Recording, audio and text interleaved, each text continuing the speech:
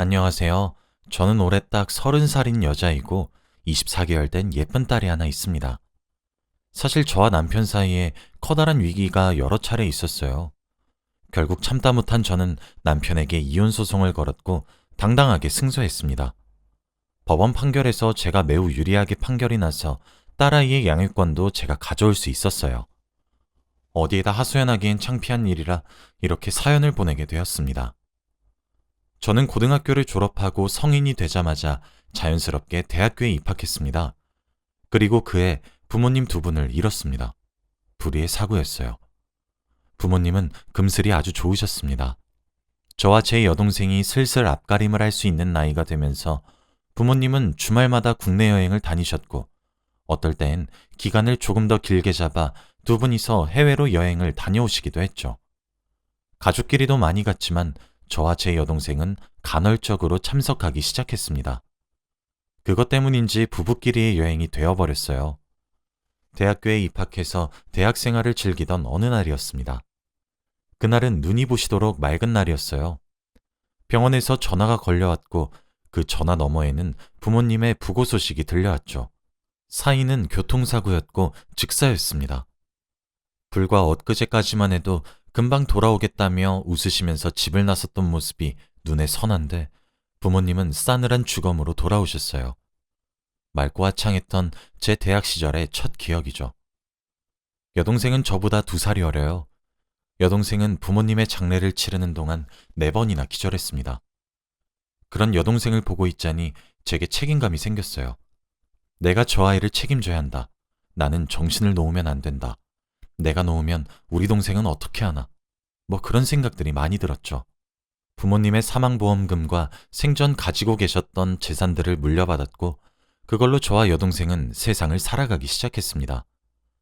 처음엔 제가 다니고 있던 대학도 자퇴하고 돈부터 벌려고 했지만 여동생이 그건 말리더군요. 자기 때문에 희생하는 언니 꼴을 보고 싶지 않다고 하면서 말이에요.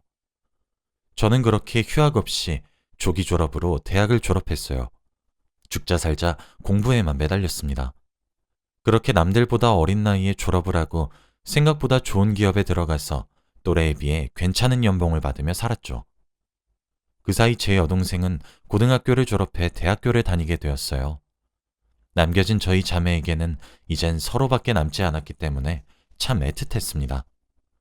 처음 부모님이 돌아가신 직후 부모님의 유산은 제가 여동생 몫까지 함께 관리했어요. 하지만 여동생이 사회생활을 시작하면서 저는 여동생에게 돈을 어떻게 관리해야 한다는 사실을 매일 가르쳤습니다. 이제 이런 것들도 여동생이 할 줄 알아야 하니까요. 동생과 저는 그렇게 알뜰살뜰 지냈죠. 가끔 부모님이 그리워질 때면 서로 부둥켜 안아 눈물도 흘렸고 서로에게 의지가 되어 주었습니다. 그러다 저는 지금 남편을 만나게 되었어요. 사실 남편과의 결혼 과정도 무척이나 어려웠습니다. 제가 부모가 없다는 이유로 시댁에서 멸시를 당해야만 했거든요. 엄마가 없어서 살림이나 제대로 배웠겠냐는 한마디는 아직도 가슴 한가운데에 비수가 꽂힌 채로 남아 있습니다. 그렇게 반대에 부딪힐 때마다 남편은 저를 보듬어 주었고 그런 시댁의 선을 넘는 듯한 발언들을 모두 막아주었어요. 그래서 그 모습에 남편과의 결혼을 결심하게 되었습니다. 저는 성인이 되자마자 부모를 잃었기에 시댁 어른들을 부모로 대하겠다 다짐하기도 했죠. 그래서 정말 성심성의껏 모셨습니다. 직장을 그만두고 살림이나 배우란 말은 매번 들을 때마다 곤란했지만 그 외에는 정말 지극정성으로 모셨어요. 1년에 시댁의 제사가 8번이 있었습니다. 명절을 제외하고 8번이요. 직장을 다니면서도 제사상을 차리고 치우고 하는 거 아무 불만 없이 살았고요. 제가 결혼해서 나가 살면 제 여동생은 20대 초반의 나이로 혼자서 모든 것을 해결해야 해서 함께 산다는 이유로 명절에 저와 제 동생까지 부려먹여가며 시집살이를 시켜도 저 묵묵히 했습니다. 시시때때로 저희 셋이 살고 있는 신혼집에 들어와도 찍소리하지 않고 네 어머님 하면서 삼시세끼 밥 차려드렸고요. 그래서 제가 우스워진 걸까요? 아니면 애초부터 부모 없이 자라서 우스운 사람이었던 걸까요? 저보다 7살 많았던 남편은 결혼 초반에는 우리 마누라 우리 마누라 하며 제 말에 찍소리도 하지 못했던 사람이었는데 제가 임신을 하면서부터 태도가 아주 손바닥 뒤집듯 바뀌더군요. 점점 저를 귀찮아하는 내색이 역력해지는 남편을 보며 결혼한 것에 회의감이 들지 않기 위해 무던히도 애를 썼습니다. 저희 결혼할 때 집 산다고 시댁에서 1억 정도 보태주신 걸로 생색을 내셨죠. 실제로는 남편보다 제가 1억을 더해갔는데도 말이에요. 그래도 어쩌나요? 이미 아이가 생겼고 저는 가정을 깨고 싶지 않은 마음이 컸는걸요. 아이를 출산하고 난 뒤 조리도 해야 했기에 직장에다가 육아휴직을 냈습니다. 아이를 낳고 몸도 다 추스르지 않았는데 시어머니가 신혼집에 들락날락거리시더군요. 집에 오자마자 씻지도 않은 손으로 신생아를 만지려고 하는 어머니의 손길에 난생 처음으로 시어머니께 큰 소리를 쳤습니다. 시어머니는 유난 떨고 앉아 있다며 저를 비웃고 그냥 만지려고 했지만 다행히 남편이 최소한의 개념은 들고 있었던 것인지 자기 자식이라 딸아이는 소중했던 것인지 시어머니 행동을 지적해서 넘어갔어요. 그 이후로도 저희 아이에게 학대로 보일 만한 짓거리를 얼마나 많이 하셨는지 모릅니다. 잘 자고 있던 아이를 괜히 울리기도 하고 제가 대체 왜 그러시는 거냐 다그치면 이렇게 많이 울어야 아이가 목청이 좋아진다는 말 같지도 않은 소리나 해대셨어요. 서럽게 우는 아기를 안아서 달래려고 안으면 그렇게 안아줄 버릇하면 손 타서 예민한 애기 된다고 하시면서 아이를 안으려는 제 손등을 짝 소리가 날 정도로 내려치기도 했죠. 제가 시어머니께 폭발했던 사건이 있었습니다. 그날도 어김없이 시댁 식구들 전부가 저희 집에 찾아왔었어요. 여동생은 밖에 나가고 없었죠. 제 동생은 그렇게 시댁에서 찾아오면 알아서 눈치껏 밖으로 나갑니다. 그런데 음식을 나른다고 제가 한눈을 판 사이 거실에서 잘 자고 있던 아이가 엉엉 울면서 빽빽 악을 쓰고 울고 있더라고요. 음식을 나르다 말고 너무 놀라 아이에게 갔는데 아이의 입에서 소주 냄새가 나더군요. 네, 맞습니다. 굳이 말하지 않아도 아시겠죠. 그래놓고 우는 꼴을 보며 아이고 목청도 좋다 하면서 깔깔 웃으시는데 저는 그 자리에서 그만 이성을 잃어버리고 말았어요. 손에 집히는 대로 다 가져다 던지고 쌍욕을 하면서 시어머니께 대들었습니다. 당장 내 집에서 꺼지라고 화를 내면서요. 지고지순하게 내내하던 며느리가 눈이 뒤집혀서 난동을 피우니 시댁 식구들도 전부 얼었겠죠. 시어머니는 그 와중에도 제 머리채를 잡으려고 하셨는데 저는 그런 시어머니를 발로 차버렸습니다. 자빠져서 아이고 아이고 하는 시어머니를 보고 있으니 내가 이렇게 쉬운 걸 그동안 해오지 못했나 싶더군요. 썰물처럼 시댁 식구들이 빠져나간 후 저는 아이를 데리고 응급실로 찾아갔습니다. 제가 아이를 지켜주지 못한 것만 같아 미안해서 눈물만 쏟아지더군요. 아이와 함께 집으로 돌아오니 난장판이었던 거실을 남편이 치우고 있었습니다. 남편도 자신의 죄를 자기가 알고 있는 듯 했어요. 저는 남편에게 더는 이렇게 살지 못하겠다고 나를 괴처럼 취급하는 건 참을만 했는데 어떻게 내 배 아파 낳은 아직 신생아인 애한테 그런 짓을 하냐며 이혼하자고 얘기를 했습니다. 남편은 싹싹 빌더군요. 화해하고 싶진 않았지만 2번 다시 시댁에서 방문하지 못하겠다고 제가 더 이상 시어머니 얼굴을 보지 못하게 해주겠다고 각서까지 쓰는 꼴을 보니 마음이 약해져 용서했어요. 이게 첫 번째 이혼 위기였죠. 남편은 3남매여서 위로 형 하나와 밑으로 여동생이 하나 있었어요. 시누이는 결혼하지 않을 거라며 큰 소리를 뻥뻥 치고 시집살이를 하는 저를 보면서 이렇게 살고 싶지 않다며 비수를 꽂았던 사람이었죠. 그런데 그런 시누이가 사고를 쳐서 급하게 결혼을 하게 되었습니다. 저와 나이대가 비슷했던 시누이의 산후조리도 제가 했어요. 그때가 제 아이가 돌을 갓 지났을 때쯤이네요.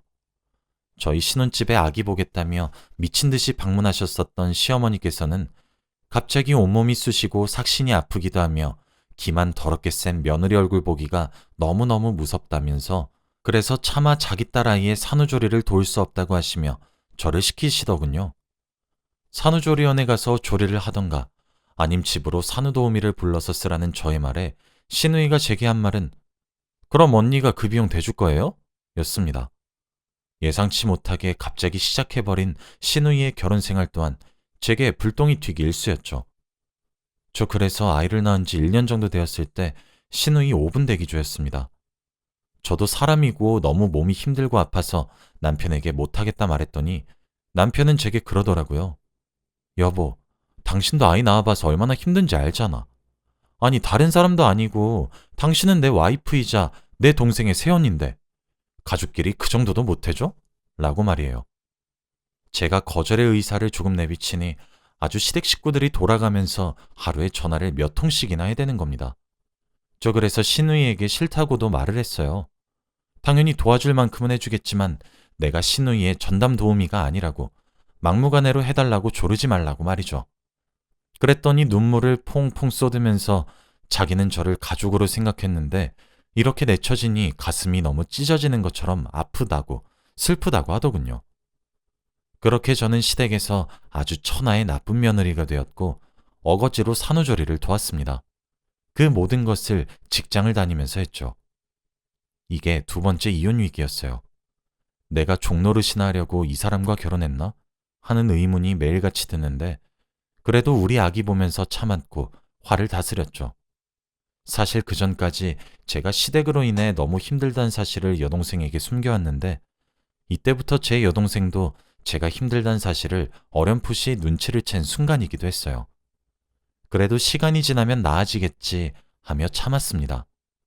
시어머니가 나를 많이 싫어하시는 이유를 이해할 수 없었고 내가 미워서 내 새끼한테 일어나 눈물도 많이 흘렸습니다. 그런데 알고 보니 시댁 식구들 중에 제대로 된 인간이 하나도 없더군요. 제가 결정적으로 이혼을 결심하게 된 계기입니다. 남편의 형, 즉 아주버님과 남편은 5살 터울입니다. 그러니 저와는 띠동갑인 셈이죠. 그러니까 아주버님은 42살이세요. 그런데 이 사람이 제가 출산을 하고 난 뒤 시댁살이를 지켜보다가 자기 부모 따라 신혼집에 몇 번 드나들더니 제 동생과 겹사돈을 맺고 싶다고 하더군요. 제 동생 정말 예쁩니다. 정말 내 동생이라서 하는 말이 아니라 객관적으로 정말 이뻐요. 학창시절에 제 동생 보겠다고 남자애들이 찾아가고 그랬고 대학교에서도 예뻐서 대학교 잡지 모델도 하고 그랬던 아이입니다. 게다가 제게 부담만 지우는 것 같아서 싫다고 죽기 살기로 공부해서 학력도 저보다 좋아요. 그리고 지금 한창 예쁠 28살의 나이로 꽃다운 인생을 살고 있어요. 그런데 그런 애를 갖다가 42살인 아주버님이 겹사돈을 맺고 싶다고 하더군요. 그에 반해 아주버님은 형편없었어요. 그 나이가 되도록 변변찮은 직업도 가지지 못하고 자기 부모에게 얹혀 살고 별 때마다 술 먹고 주정 부리는 아저씨입니다.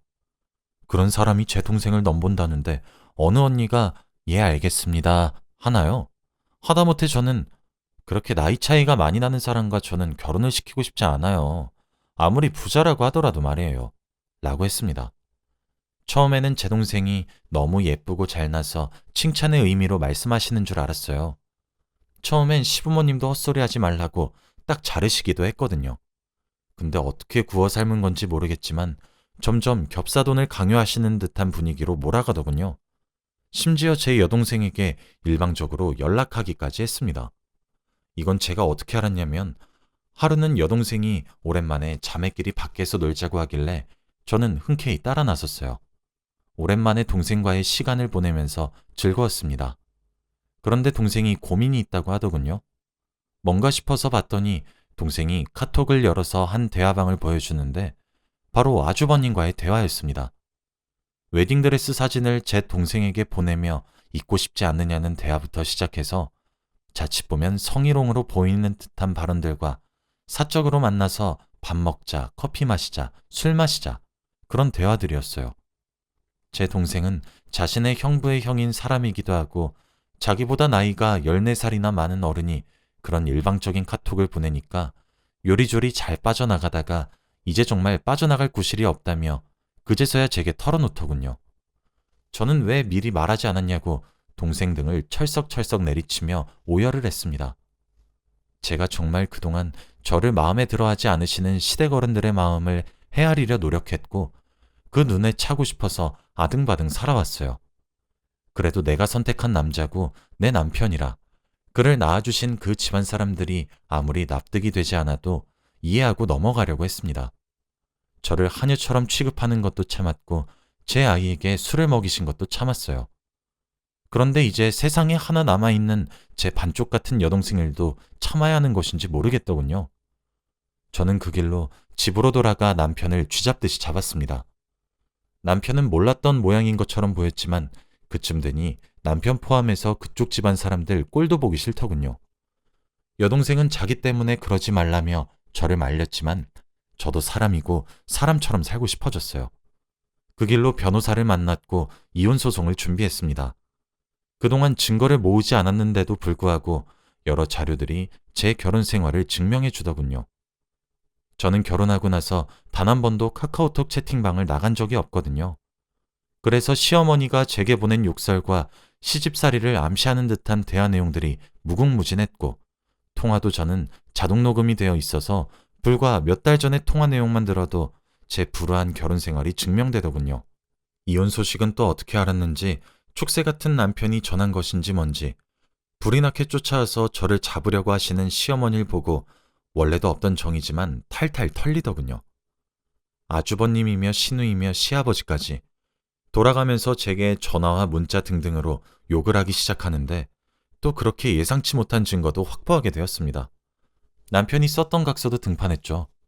시누이 조리원을 도와주며 제가 내준 도우미 비용 등 증거도 어쩜 그렇게 넘쳐 흐르는지 변호사님은 혀를 내두르시며 고생이 정말로 많았다고 그동안 수고하셨다면서 제 손을 잡고 위로해 주시는데 그제서야 눈물이 펑펑 쏟아졌습니다. 우리 부모가 일찍 돌아가셔서 이렇게 멸시받는 건가 하며 저희 부모님 원망도 살짝 했던 것 같아요. 남편은 뒤늦은 후회인지 아님 발등에 떨어진 불 같은 건지 그 후 제게 연락을 미친 듯이 해왔습니다. 이혼하겠다 말을 하고 여동생과 제 짐을 간단히 싸서 집을 나와버렸거든요. 아이도 물론 제가 데리고 나왔죠. 법원에서는 다행히도 제 손을 들어주었고 결혼을 할 때 물질적으로 제가 더 많이 준비했기 때문에 재산분할도 제대로 받을 수 있었습니다. 그리고 시어머니의 부당한 시집살이로 인해 혼인 파탄이 난 것이 틀림없다며 정신적 위자료 명목으로도 돈을 받을 수 있었고요. 아이에게도 주 양육자였던 제가 돌보는 것이 맞다는 판결이 나서 양육권도 제가 받을 수 있게 되었습니다. 이혼을 하고 나니까 알겠더군요. 저도 결혼하기 전 능력이 있었던 여성이었고 촉망받는 인재였으며 부모 없단 이유로 그렇게 천대받을 사람이 아니었다는 사실을 말이죠. 제 아이로도 모자라 여동생까지 위협을 받고 나서 정신을 차린 제가 멍청하게 느껴지기도 합니다. 재산분할도 원활하게 이루어졌기 때문에 하루빨리 집을 정리하고 저와 여동생은 새로운 보금자리를 마련해서 살고 있고 여동생의 응원에 힘입어 현재 저는 복직을 준비하고 있습니다.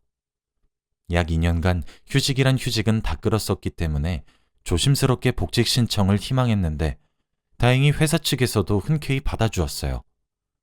남편은 뒤늦게 이혼 소송에서 패소를 하고 나서야 현실을 깨달은 것인지 제게 미안하다며 연락 오고 있는데 이것도 조만간 변호사님을 찾아가서 정리하려고 합니다. 아직 30살밖에 되지 않은 나이인데 우리 아이에게 편모 가정을 가지게 해준 것 같아 너무 미안하지만 우리 아이도 조금 더 크고 나서 제 결정을 존중해 줄 것이라고 믿고 있어요. 제가 잘 키울 거니까요. 이제 막 새로운 도전을 하게 되어서 많이 불안하기도 합니다만 생각보다 기분은 나쁘지 않고 오히려 좋습니다. 제 새로운 도전을 여러분들도 응원해 주셨으면 좋겠어요. 지금까지 제 긴 이야기를 들어주셔서 감사합니다. 요즘 코로나가 기승을 부리는데 다들 건강 조심하시길 바라고 오늘도 행복한 하루 보내시길 바랍니다. 감사합니다.